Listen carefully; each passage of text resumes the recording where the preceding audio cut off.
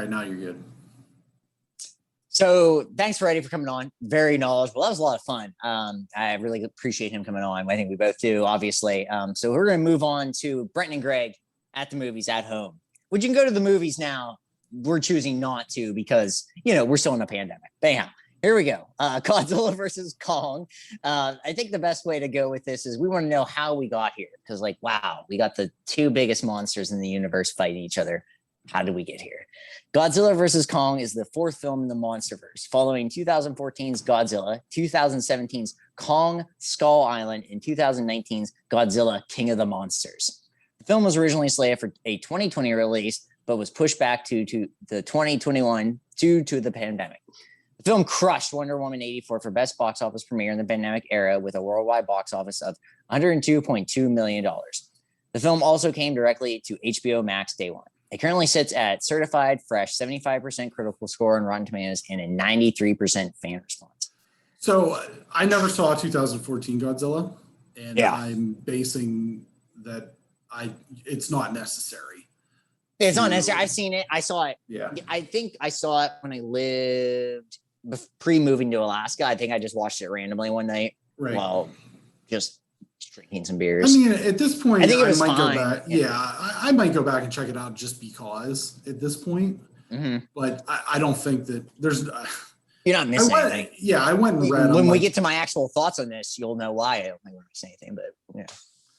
So, 102.2 million worldwide at the box office, pandemic era record. As you said, people can go to the movies now. Most people are still continuing to choose not to. It did 43-ish million domestically here in the U.S. and it went bonkers in China. A lot of people in China it went crazy in theaters over there. But 1.2 million is like, it's crazy to think like that's a pandemic record, but that's like Avengers Endgame did that in like 20 minutes. True, and it makes you wonder how it translates. There's probably no way to actually translate. I mean, I'm sure somebody can do it. I'm sure there's somebody out there, but will this translate to 450 million if this was an actual regular weekend or something? Well, and I'm sure that they'll correlate with how many people streamed it. Right. Via, HBO Max, which is how we both chose to watch.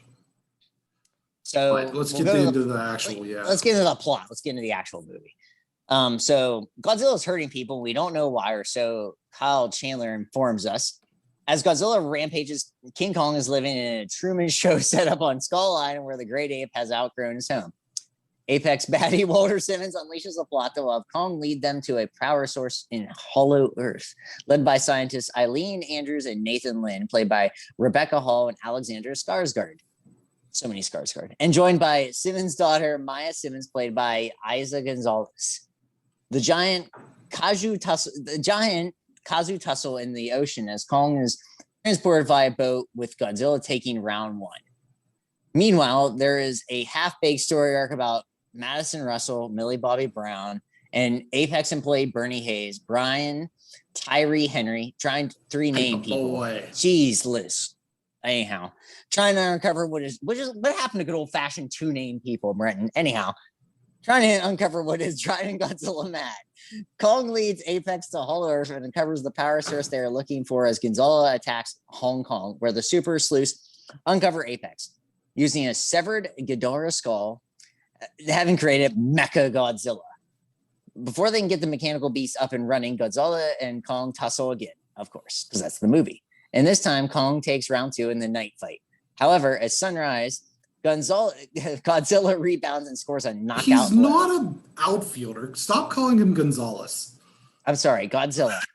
It's just weird reading this and then also thinking about this movie to me. I'm sorry. No Time to Celebrate the Win, however, as Mecha Godzilla is released in baseball season and immediately starts handing it to the Lizard King. Dr. Lin uses his fancy Apex helicopter as an emergency defibrillator and revives the eighth wonder of the world, just in time for the mighty gorilla to save Godzilla. Help him destroy Mecha Godzilla and the world. And the end sees Kong relocate to Hollow Earth as the Titans acknowledge each other with a grudging respect. Okay. I fucking hated this movie, Brenton. This is one of the worst movies I've ever seen. I'm so happy I wasn't one of the $102.2 million. I hated this movie. You're high. It sucked because there was too much of them just not fighting. It's our Tom and Jerry thing. Only at least they tried to. There was nothing in between. I hated the in between so much. We're watching this, and I'm telling you, I want to just fast forward to them just fighting. I want the cut of the fighting cut. Release the fighting cut because I hated everything. Every time they talk, I cannot stand Millie Bobby Brown unless she's in Stranger Things because that's all she is Stranger Things Millie Bobby Brown. I hated all their jokes. I thought they all fell terribly flat. It's just Kyle Chandler's a good actor and he's garbage in it. Everybody's garbage in this movie except for the monsters. I hated it.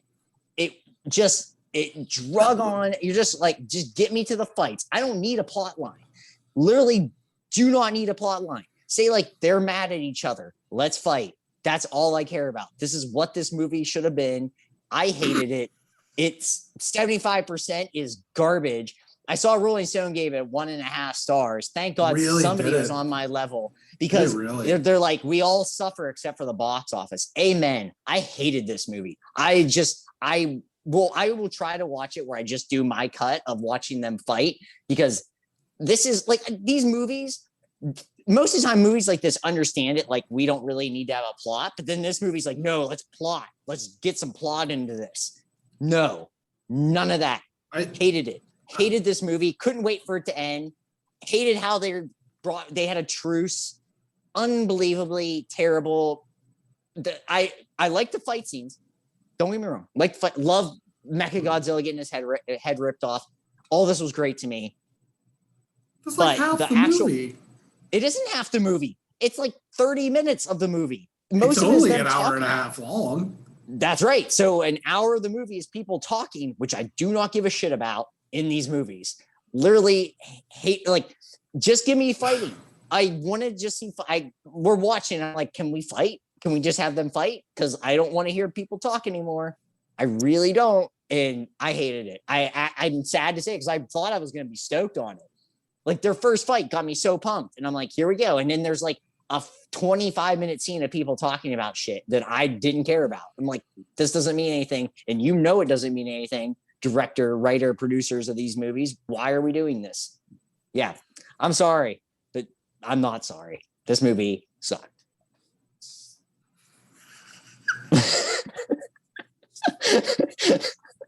All right. I feel you feel differently, I guess. Well, I guess part of it for me is just having realistic expectations of what I was going to get out of this. I wasn't expecting, I knew that there was going to be some as I put in the summary, some half-baked story that didn't need to be there. But that they can't make they can't make a half an hour movie of these things just beating up on each other. They easily could. Well, and people, they can't. No, they could. Yeah. All the old Godzilla movies. Those were guys in suits. I understand that, but they were just ridiculous plot. Nothing's happening, and then just fighting all the time, constantly. They could have easily done this with nobody. Nobody would have cared if this movie is just 5 minutes of plot, 25 minutes of them fighting, 5 minutes of plot, more fighting. I wonder how much time of it was actually screen time of them fighting. I'm gonna see. I'm gonna see if probably. I can Google it. How long? A lot of this probably is too. Is I had this problem with Millie Bobby Brown. Yeah, what's up with that? She can't act. Is my biggest problem with her. She has one thing. Maybe she does it well, but look like she's crying. Look like she's crying constantly. Yeah. I honestly, you could be Millie Bobby Brown. You're gonna be rich. So and are we in agreement? Sad crying all the time. Sad crying, no matter what. She spills the drink over a thing to stop Mechagodzilla. It's oh my God, we're trying so hard. She's in Stranger Things. She doesn't need to be tried. She's in one of the best shows. We don't need to try harder to make her something. Let's try to actually break this down a little bit. All right, yeah. Let's try to than just you're doing the Stephen A. Smith thing a little bit here. Rein it Am in. I? Yes. I'm sorry. I just Rein really it in a hated little this bit. movie. I don't hate movies that often. This is the thing. You're always shocked if you're shocked because you weren't ready for me to hate this movie. I wasn't ready for us to so divergently disagree, because like, listen, is this I've thought about watching this again, actually, but I think that like I said, it's all about having realistic expectations. And, you know, I first of all, I did though. I liked the other movies. That was my thing. I liked the other movies fine. So I think my expectations were. How did you like Godzilla more than this when Millie Bobby Brown was a more central character in that? Because that's one of your hangups. The fighting wasn't as good. The fighting wasn't as good, but it was more prevalent. Was it? Yeah, I think so. It felt like it was more prevalent. Prevalent. I think it was the same amount. I don't know. I think it was the same amount, but here's the thing was that I feel like they showed too much in the trailers of the ocean fight. The ocean fight specifically. Yeah. We basically saw all that already through various trailers. And that's one of the things that I don't like about movie trailers. And we talked about with the Snyder Cut how every character had their own movie trailer. I thought, this is tangential, but I thought the most badass thing that Marvel could have done, and they did not do it, was with Avengers Endgame, the trailer be just a title splash screen and then don't show anything else. Yeah, that would have been awesome. What do we need to get hyped for? We're already hyped. You know what I mean? I'm still hyped about it, to be honest. So there's no, like, and they do this all the time with these movies where they show us way too much in the trailers. And I feel like that kind of hurt the ocean fight a little bit because we basically saw it all. You know what I mean? Mm-hmm.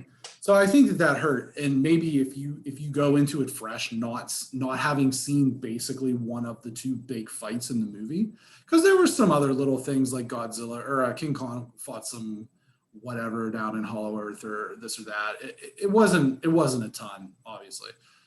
I'm right there with you that the human characters were pointless. You know, they try to force this this whole, like, somewhere I saw online that Walter Simmons, they were like, oh, Walter Simmons was such a great bad guy. It's like, no. What? Charles Dance, where was he at wearing turtlenecks? Somewhere else wearing a turtleneck. No. And none of this. So, and the whole Millie Bobby Brown and Brian Tyree Henry, that is a lot of names. They're 6 names, 2 people. Yeah. That's insane. Their storyline was unnecessary. Yeah. You know, I do think that I think the story was in the right place as far as there can only be one Alpha Titan. Okay, well, let's let them sort it out. You know what I mean? We didn't necessarily need all this other stuff, but they kind of needed like a way to introduce Mechagodzilla that made sense. I think what I would have liked is maybe like you're making Mechagodzilla and you're having him fight other things that you like sort of like lesser, just to get more fighting into it or something. Well, he fought the Skullcrawler. I mean, didn't really fight it. He just kind of... Yeah, they didn't really fight him though. I just feel like this is the trailer thing. Is the trailer was just all fighting.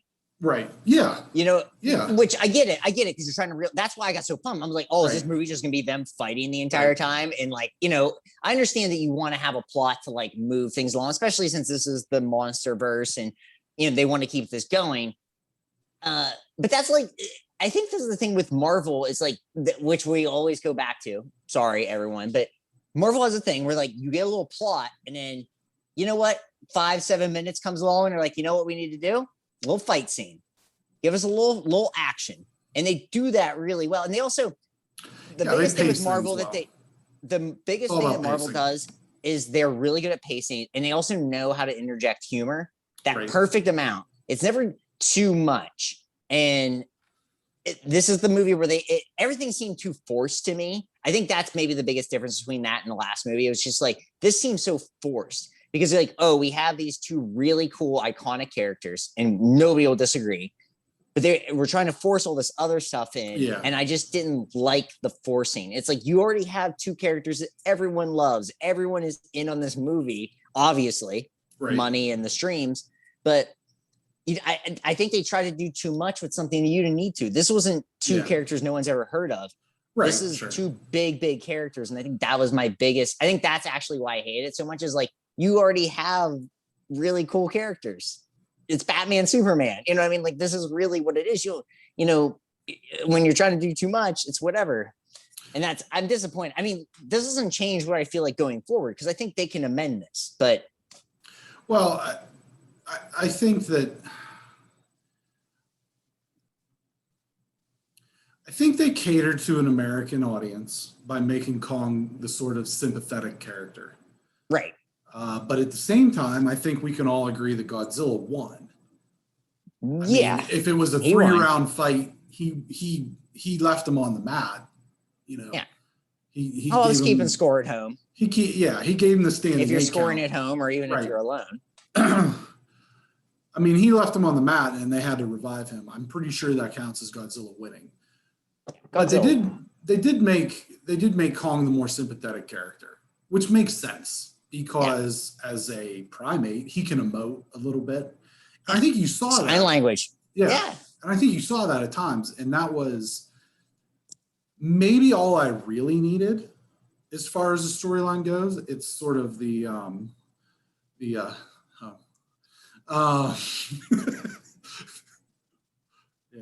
Congo. You remember that movie? Ooh. Yeah, I do. I watched it like 2 years ago for some reason. I don't remember why. That movie's wild. You have my deepest sympathies. That's a Michael Crichton thing. But anyway, you kind of had like, I dug the story of King Kong and the little girl a little bit. Yeah, that was like okay. But that was probably all I really needed. As far as, because it's almost like they try to make the Madison character like the counterpoint to that. Like, she's sort of the sympathetic character with Godzilla. But I almost feel like and I said this when we did King of the Monsters, I just think Godzilla's corny. You know what I mean? I just think that he's not that cool. And, you know, for me, like, I wanted to see King Kong kick his ass, like, repeatedly. And so I was a little bit bummed that they made Godzilla the winner. And they kind of like, it was almost like, oh, we're going to revive King Kong, and then they can't beat Mechagodzilla without each other, so we're going to give everybody a participation trophy. Because the director was like, well, there's a clear winner, there's a clear loser. Right. One will rise, one will fall. Well, it's like, if that's the case, kill one of them. You know what I mean? Imagine if they did. If you want to make if you want to take a risk, kill one of them. They killed Tony Stark. Spoiler alert. Well, they killed. They didn't kill Cap. They got rid of Cap. I mean, there's. Yeah, I don't know. Superman died. Superman died. Superman dies. He dies. I don't know. It bummed me out. I think it was just mostly, I was just so bummed out because I thought we were going to get way more of them fighting. Fight scenes were awesome. The fight scenes were awesome. I think you have to be able to, and I see what you're saying, that there was too much plot, and the plot was completely just if the plot was like okay, but the plot didn't even make any sense to me a lot of times too. Like, they just were saying things to say things, and that bummed me out. The Skarsgård character just blindly going along. Like, these guys, like, this is the thing about movies like this. It's like, these guys are clearly evil, and you're just down for the get down. You know what I mean? And it's, I don't know. Yeah, the humans. I think we're kind of on the same page. It's just that I think we're on the same page. It's just that I wanted a more like Marvel approach to something, and you were like, you know. I just, when the Marvel's out, when movies are out there that you can use a template of, I expect you to use it if you're a smart director / writer / producer. I'm just kind of like, for the expectations for me, for what this was, for what I expected it to be, I'm just kind of more willing to look past some of the flaws. I think it's for me, and I know we don't do numbers, but it's a solid C plus. It's a solid 7. You know what I mean? It's not anything special. It's not anything special. I liked it more than Kong Skull Island. I will say that.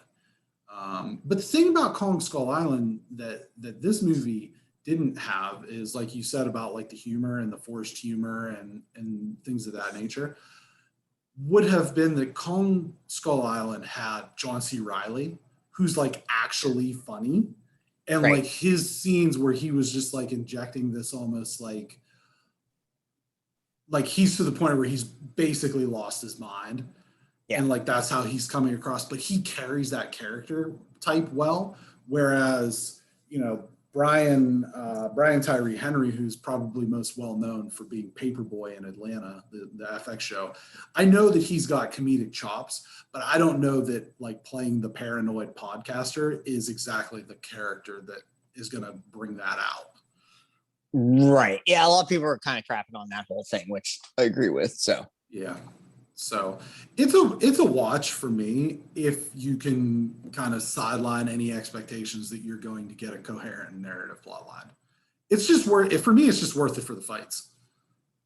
And to me, it's worth it for the fights. It's a watch if you just want to scroll. I'll tell you right now, just fast forward the plot and watch the fights because the fights are cool, but don't watch the whole movie. It's a pass if you want to watch the whole movie.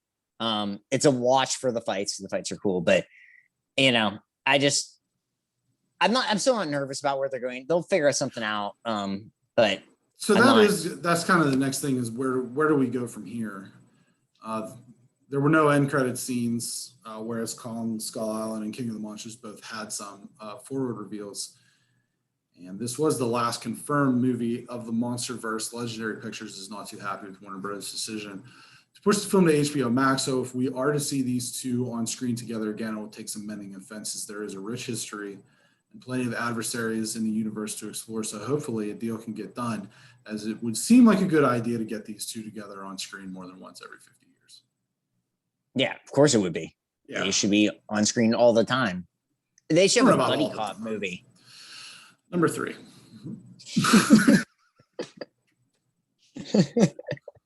Yeah, I don't know. I think if this does, obviously it did good pandemic numbers. I think it'll be interesting to see what the stream numbers are, but I think that this is going to be one of those things where money talks, and it's not going to be as difficult to make another MonsterVerse movie as it is to make another Snyderverse movie. Right. Worth, kind of considering. So I do think that we will see something in this lineup sooner rather than later. Oh, sure. Yeah. I would say within the next 3 years, we'll know of something. We'll know about something in the next 3 years. I don't know if we'll see something in the next 3 years. Right. We'll definitely know if something is afoot. So anyway, that's been a Brenton and Greg at the movies at home, even though you can go to the movies, but we're staying at home review of Godzilla versus Kong. It's a watch for me. It's a pass for Greg.